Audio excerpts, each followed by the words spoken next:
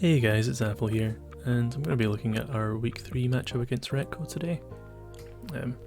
So, funny story, the last time we competed in NBL, Rhetco was our only loss for that regular season, so there's definitely a bit of a grudge match going into this one as well, to try and pick up the win. Also, it would be nice to carry on our winning streak. Yeah, so let's start by looking at the matchup. So, he does have a bit of a double weather core going on there, with both the Pelipper with the rain, which Kilowattrel and Quackville can make use of, as well as Slow King with chilly reception into Slush Rush versus Titan. Lycanroc would be kind of nice to have to bring the Accelerock for both the Kilowattrel and Slush Rush to Titan. Doesn't help too much with Quackville, but it's also just generally faster than his whole team other than Kilowattrel. So it's nice to be able to hit hard with it and then have the Accelerock if needed. Do kind of want to bring something for defensive Garchomp though. It could be running Rocky Helmet with Rough Skin. Can do a lot of chip to Lycanroc, which wants to use contact moves to make use of Tough Claws. Barraskewda would be nice to make use of the rain ourselves, but he does kind of struggle with Wochian. And if he doesn't bring rain, kind of lacks the stopping power that it might want against what's otherwise quite a bulky slow team. Iron Jugulus, on the other hand, is a good way to abuse the rain if it does come, with 100% accuracy Hurricane. Also just very spammable stabs against this team. Hurricane for the Wochian, which otherwise we do kind of struggle with. And yeah, a nice way to break through Slow King, similarly to what he had to do against Slowbro last week against Doesn't. And against his slower, bulkier mons, we do have some options with things like Screamtail to just set up and then potentially pass some stats there. Yeah. Anyway, let's take a look at what we did bring there.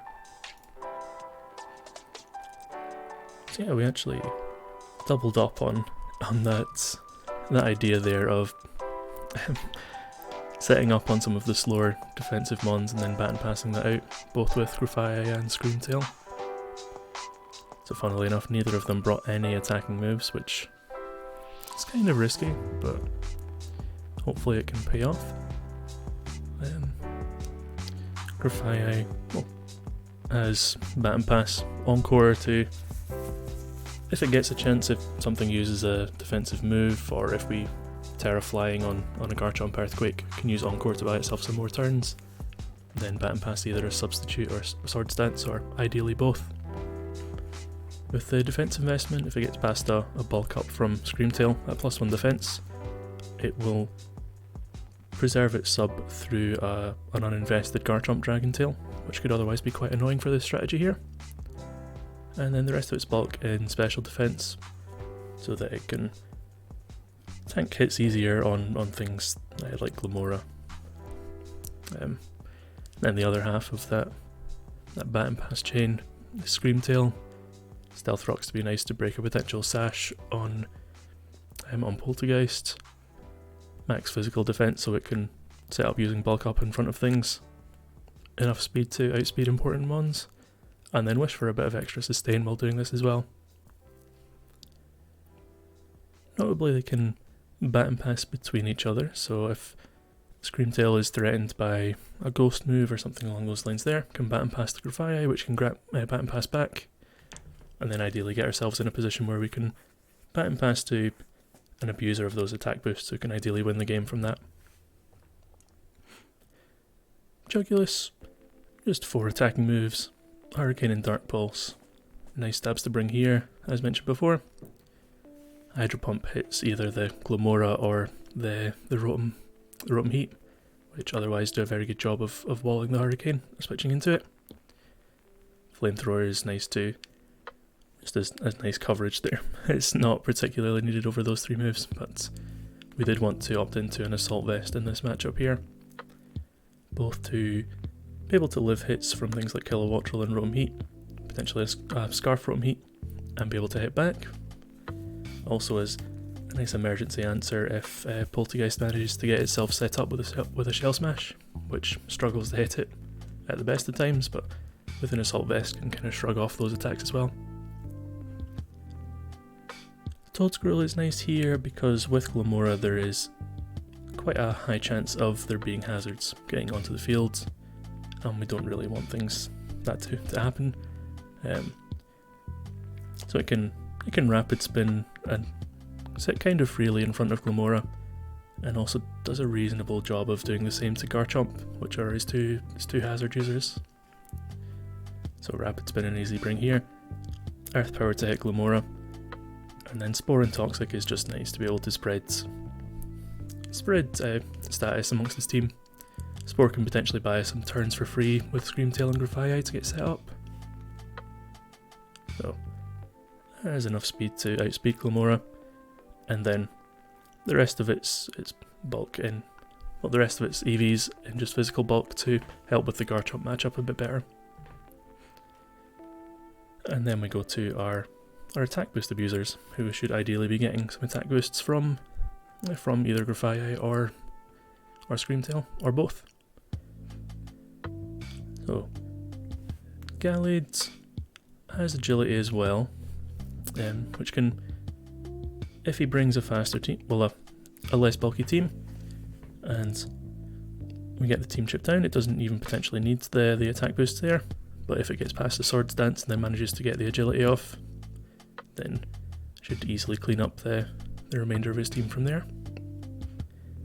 Dual Stabs is just nice here, and Night Slash for coverage, especially since we were expecting a Ghost Terra Wo-Chien to come as a potential answer for our Dragonite. Twisted Spoon is just nice to increase to help with the Psycho Cut calcs, which helps it break through Florges. And Twisted Spoon Psycho Cut also avoids contact, so it was nice against a potential Rocky Helmet Rough Skin Garchomp as well. And then Lycanroc is just 4 attacking moves with protected pads for the contact protection with against Garchomp.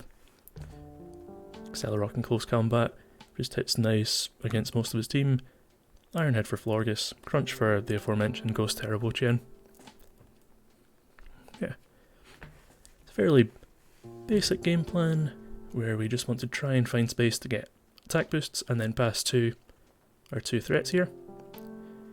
Make sure hazards stay down with Toedscruel, and then Jugulis is just a nice glue that hits things that can otherwise be very physically bulky against their brings. It's also just nice to have in the background in an emergency. Yeah, let's take a look at the game. So we were quite surprised to see no Wo-Chien here. We weren't expecting Poltergeist to come either, which was a bit of a shock that it came, since we feel like it struggled a bit against our team with as much priority options as we have, and again with the Jugulis in the back as well. But other than that, it seems fairly as expected there. Glimmora, Garchomp and Quaquaval are pretty good brings against us. Slowking's also just nice glue in the back. Not sure why Avalugg came to us in particular, but you can't underestimate it, it's very physically bulky. So we're probably going to need to keep Jugulis healthy so that we can potentially threaten that if we need to. But here, we're pretty sure he's going to lead Glimmora and try and get some hazards up, so we want to lead the Toedscruel to match that, make sure hazards don't stay up, potentially get a Spore on something like a Garchomp if it tries to answer it. And sure enough, he does lead the Glimmora. So here, we just have to press Earth Power really. We could try and get fancy and go for a Spore to protect things, but Earth Power hits neutrally, and he is Grass Terra as well, so if he does Terra turn 1, Spore achieves nothing, whereas Earth Power at least gets a bit of damage onto it and a bit of information. So he does Grass Terra turn 1, which is nice for us because it means we don't need to worry about terrestrialization for the rest of the game here. And he goes for Spikes, which we are comfortable in being able to tank the majority of hits from a Glamora, so we can easily rapid spin this out, but we do want to use Toxic here to try and get a status onto this Glamora, just so that it is getting worn down now that we can't hit it anymore. Yep, so we get the Toxic on it. He Sludge Waves us, which we take a good chunk of damage, but nothing that's too uncomfortable. And so here we just want to rapid spin, tank another Sludge Wave, and then we can either potentially just throw out another Earth Power, or keep rapid spinning to make sure that there's no hazards there. So we rapid spin, clear the hazards, which is good, but he does get the crit on Sludge Wave, which means that unfortunately Toadscruel dies. However, because of this, we're now in a position where Glamora is on a clock where it has to switch out or it's going to die to the Toxic. So we have a lot of space to bring in the Graphia here, and then just keep pressing Substitute until either Glamora switches out or it dies, and at that point we are then in for free with Graphia with the Substitute up. So we can easily get a Swords Dance and then Bat and Pass that out. So it uses Earth Power once, kills the Substitute, but we can just continue doing this. So we do this again. And sure enough, he switches out to Avalog. So here, we're behind a sub, we can press Swords Dance, and then we can Bat and Pass out. So he breaks the sub, we Swords Dance, and then we go for a Bat and Pass. So here we do decide to Bat and Pass the Screamtail, because we didn't want to be switching things into Ice Spinner just yet until we at least got a bulk up off, and also we would kind of like to get Stealth Rock up before we try and sweep, just because it's possible for a Focus / Poltergeist that wouldn't be too uncommon. Also helps against things like Aquajet from Quackquavel to have a defense boost. So we go for bulk up first of all, and he goes out into Slowking, which confused us a bit because Slowking doesn't have Toxic, so we can kind of just continue to sit in front of this until we eventually go out to something else. So here we just want to press Stealth Rock and get the rocks up. So we get the rocks up, and he uses Yawn, which is tricky because it does force us to Bat and Pass now. Bat and Pass doesn't pass the Drowsy status, so we can use Bat and Pass here. But it does mean we do need to maneuver about this a bit more difficult. Yeah, with a bit more difficulty. So yeah, we go for Bat and Pass. The idea here is just to go to Gallade, press Agility, and then try and clean up as much as we can. But he must have read that we were going to do so. He pressed Yawn again, which catches Gallade. It's a bit annoying. So here we have two potential plays. We can either stay in, press Agility, go to sleep, and then hope we manage to wake up before Gallade dies. Or we can switch out and essentially just waste the past 4 or 5 turns. Neither of these are too enticing of play lines, but we did kind of feel like going for the agility into trying to wake up was both a more interesting and fun line, and if it paid off, likely just wins us the game immediately. So he switches out, potentially expecting us to fire off a move before we go to sleep and try to get up the Toxic Spikes with Glamora. So we get the agility off, we fall asleep, and now we will be asleep for minimum 1 more turn, and then it's a 1 in 3 chance to wake up on the second turn after that. So we just have to play our odds here. Try and get that 33% chance. It's a 33% chance to win the game every time, so should be going for that realistically. So yeah, there's our first sleep turn that's guaranteed. Take a bit of damage from Sludge Wave. Do get 2 hit KO'd, so we do need to wake up this turn. We don't get it. But the poison does mean that Glamora dies at the same time, so we get to bring in Grafii and then and repeat and try this again with Lycanroc. So him being Garchomp gives us the option to use Terra Flying and then get a substitute up for free, and then we can encore the Earthquake if he Earthquakes, and then just start over again. One thing we failed to account for in team build was that with using Black Sludge instead of Leftovers means that after we Terrastalize into a flying type, we, instead of gaining 6% every turn, we take 12% as damage, which puts us on a timer, and that's just us not being quite used to the mechanics just yet. It used to be the case that Black Sludge was just strictly better on poison types, but now when they have the opportunity to use Terrastalization, Leftovers seems to probably be the way to go again. But we do want to Terra Flying here and go for a substitute. And he does use the Earthquake, but we take damage from Black Sludge, which is not good. But we can still follow the playline. We do have enough HP to be able to Swords Dance and then pass out after we use the Encore. But we want to Encore again here to make sure we can keep the substitute up.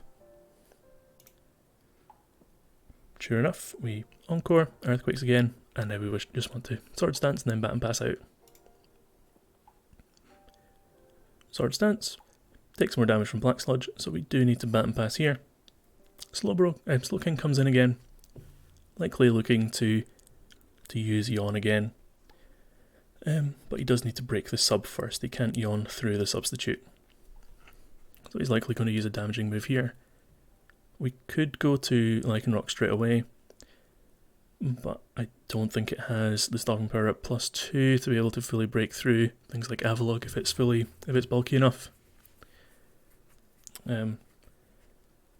Plus, without the defense boosts, the Aqua Jet from Quaquaval becomes kind of threatening.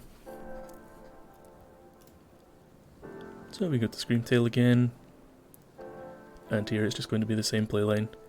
However, this time we want to stay in with the Screamtail and press Bulk Up while he uses Yawn. He's going to press Yawn again when we try and bat and pass out.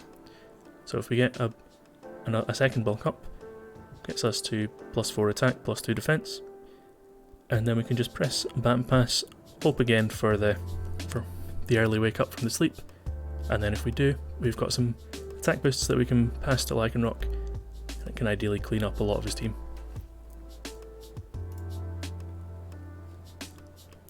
So yeah, we bulk up, he yawns as expected, and bulk up again as he yawns again, and now we just press bat and pass and hope that we wake up. He goes to Poltergeist. If it is a Sash, the Sash is broken. He's likely going to Shell Smash here and then try and set up himself in the free time that the sleep is buying him. Again, we're just hoping to wake up so we can bat and pass out. So we do get the first turn wake up, which is kind of lucky for us, but when you aim for the 3% chance twice, the odds get a bit better. It's still kind of lucky, but well, that's the game. He Shell Smashes, he uses White Herb instead of Focus Sash. So in hindsight, maybe playing around the Focus Sash was a bit greedy, but in any case, we're here now. Here we can just press Accelerock, pretty easily secure the kill on Poltergeist, and then try and clean up as much as we can. We do need to worry about the Snow for Avalugg, because it does mean that it has the defense boost now. Also, Avalugg could potentially be sturdy with heavy duty boots, which means that we do have to try and most likely use an Iron Head to 2-hit KO Avalugg rather than trying to kill it with a close combat, because we do want to try and preserve these defense boosts for as long as possible. So we get the kill on Poltergeist, brings in Garchomp, presumably because he is we would imagine a defensive set here with Rocky Helmet and Rough Skin, try and get some chip on this, and because it does need to either use Close Combat or Outrage to kill this. Could use Play Rough, I guess, but that would risk missing and will be kind of a question I'll bring here over the Close Combat. So it makes sense for him to try and remove the defense drops from us before he tries to clean up with priority, presumably. Quaquaval does either have Aqua Jet or his Choice Scarf, although if he was Choice Scarf most likely he would have come in before the Garchomp. So we do have to Close Combat it, go down to +1 defense. Rough Skin protects us from the chip. Protective Pads protects us from the chip from Rough Skin. And we get a kill. So we're down to 3 mons left. From here, even if our Lycanroc does go down, Jugulis does a pretty good job of cleaning up with Hurricane and Dark Pulse. But we do want to try and take as many mons down with Lycanroc as possible, and if we can get the rest of the kills on it, that would be nice for differential. Here, he does reveal Heavy Duty Boots, he doesn't take damage from the rocks, so we do need to worry about Sturdy. So, Close Combat would lower our defense and we would likely die to a Body Press. So Ironhead secures the 2-hit KO. We can potentially get a flinch if we're very lucky. Seems like a better idea to press Ironhead twice here than Close Combat and then Ironheads. Don't get the flinch. Take a lot of damage from Body Press, but notably we would have died if we had used Close Combat. So puts us in range. We would still die to a Choice Band Aqua Jet at this range, but at that point we would still have reduced them to just Slowking and Quaquaval, which Jugulis does a pretty easy job of cleaning up from there. Secure the kill with Ironheads, and here, if he's Choice Band, which he likely is, we do die to the Aqua Jet, but we just have to kind of press Close Combat. Hope he doesn't have it, but he does. He gets the crit, which is annoying for information because it would have been nice to know for sure he was Choice Band, because then if we know for sure we can predict that he's going to switch out here, but we don't have that information, so we still have to kind of run with the assumption that he does. So Hurricane is a safer press here. Dark Pulse would be cute for prediction. But yeah, it could go either way without that information. We do press Hurricane just to be safe, which is annoying because it does mean we do need to tank an extra hit from Slowking, whereas if we were able to predict for sure, we could have pressed Dark Pulse and then 2-hit KO with Dark Pulse and not have to worry about this. As well, if he uses Yawn, that could get kind of annoying. We would have to sack an additional one, but wouldn't be too stressful. So we press Dark Pulse, tank his Surf pretty easily, and we just have to press Dark Pulse again. We take the kill, and from here we just have to hit Hurricane, which, given previous games, could be quite hard. But we do manage to land the Hurricane for a change, and clean up the win. So the game went a little sketchier than it otherwise should have, but we did manage to take a win, using a quite unconventional strategy. I'm not sure many people expect StatPass to still be around, even though it has been allowed in NBL for a while, just as long as you don't pass speed. But it's nice to round up the first 3 weeks with 3 wins against some of our more experienced opponents as well. Puts us in a pretty comfortable spot to lock ourselves into playoffs. So yeah, thanks for watching, guys.